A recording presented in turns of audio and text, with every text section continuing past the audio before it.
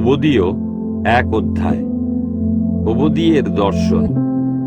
Edom সম্পর্কে সার্বভৌম সদাপ্রভু এই কথা বলেন, আমরা সদাপ্রভুর কাছ থেকে এক বার্তা শুনেছি, জাতিসমূহের কাছে বলার জন্য এক দূত প্রেরিত হয়েছিল, তোমরা ওঠো, চলো, আমরা তার বিরুদ্ধে যুদ্ধের জন্য যাই। দেখো, আমি জাতিসমূহের কাছে তোমাকে ক্ষুদ্র করব, তুমি নিতান্তই অবজ্ঞার পাত্র হবে। তোমরা যারা পাথরের ফাটলে বসবাস করো এবং উঁচু স্থানগুলিতে নিজেদের বসতি স্থাপন করো, তোমরা যারা মনে মনে বলো, কে আমাদের মাটিতে নামিয়ে আনবে, তোমাদের মনের অহংকার তোমাদের সঙ্গে প্রতারণা করেছে। যদিও তোমরা ঈগল পাখির মতো উপরে গিয়ে ওঠো এবং তারকা রাজির মধ্যে নিজেদের বাসা স্থাপন করো, সেখান থেকে আমি তোমাদের টেনে নামাবো। সদাপ্রভু এই কথা বলেন। যদি চোরেরা তোমাদের কাছে আসত, যদি রাত্রে দস্যুরা আসত, তাহলে কি বিপর্যয়ের সম্মুখীনই না তোমরা হতে।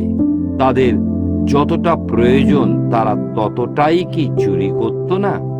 যদি আঙুর চয়নকারীরা তোমাদের কাছে আসত, তারা কি কয়েকটি আঙুর রেখে যেত না? কিন্তু এসেওকে কেমন তন্ন তন্ন করে খোঁজা হবে, তার গুপ্তধন সব লুটতরাজ করা হয়েছে। তোমার সমস্ত মিত্র শক্তি তোমাকে সীমানা পর্যন্ত তাড়িয়ে নিয়ে যাবে। তোমার বন্ধুরা তোমার সঙ্গে প্রতারণা করে তোমাকে পরাস্ত করবে। যারা তোমার অন্ন ভোজন করে তারা তোমার জন্য এক ফাঁদ পাতবে, কিন্তু তুমি তা বুঝতে পারবে না।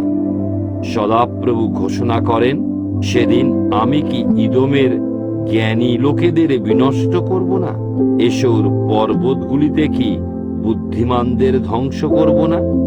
ওহে তৈমন, তোমার যোদ্ধারা আতঙ্কগ্রস্ত হবে, আর এসোর পর্বতগুলিতে বসবাসকারী প্রত্যেকে হত্যা লীলায় উচ্ছিন্ন হবে। এর কারণ হলো তোমার ভাই যাকবের বিরুদ্ধে তোমার হিংস্রতা, তুমি লজ্জায় আচ্ছন্ন হবে, তুমি চিরকালের জন্য ধ্বংস হয়ে যাবে। যেদিন তুমি দূরে দাঁড়িয়েছিলে, যখন বিজাতীয় লোকেরা তার ধন সম্পদ বয়ে নিয়ে যাচ্ছিল, বিদেশিরা তার তোরণ দ্বারগুলিতে প্রবেশ করে জেরুসালেমের জন্য গুটিকাপাত করেছিল, তুমিও তাদের একজনের মতো হয়েছিলে। তোমার ভাইয়ের দুর্ভাগ্যের দিনে তার প্রতি তোমার হীন দৃষ্টি করা উচিত ছিল না? তাদের বিনাশের দিনে জিহুদার লোকদের সম্পর্কে তোমার উল্লসিত হওয়া উচিত ছিল না? না তো তাদের কষ্ট সংকটের সময় তোমাদের এত বেশি দর্প করা উচিত হয়েছিল? আমার প্রজাদের তরুণদারগুলি দিয়ে তোমাদের সমরাভিযান করা উচিত হয়নি?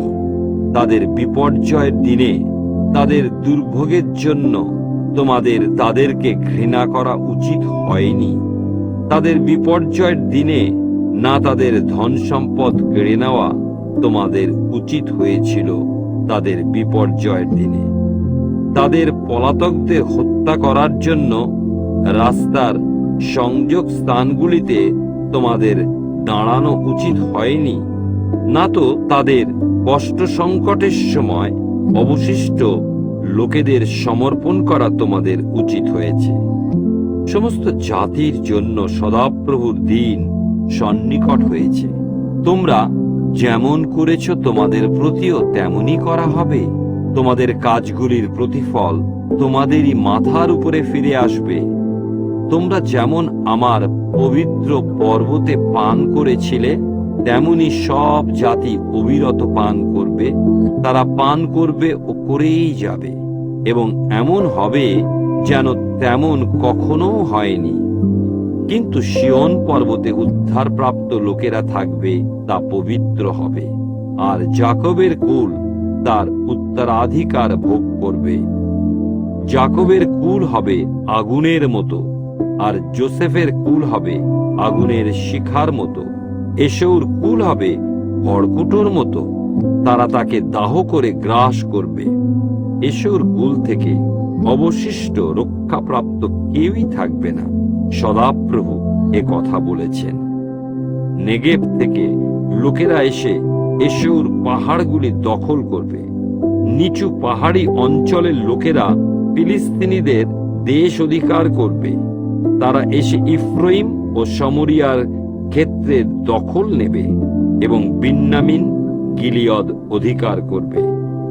এই ইসরায়েলি নির্বাসিতের দল যারা কনানে আছে, তারা সারিফত পর্যন্ত দেশ অধিকার করবে।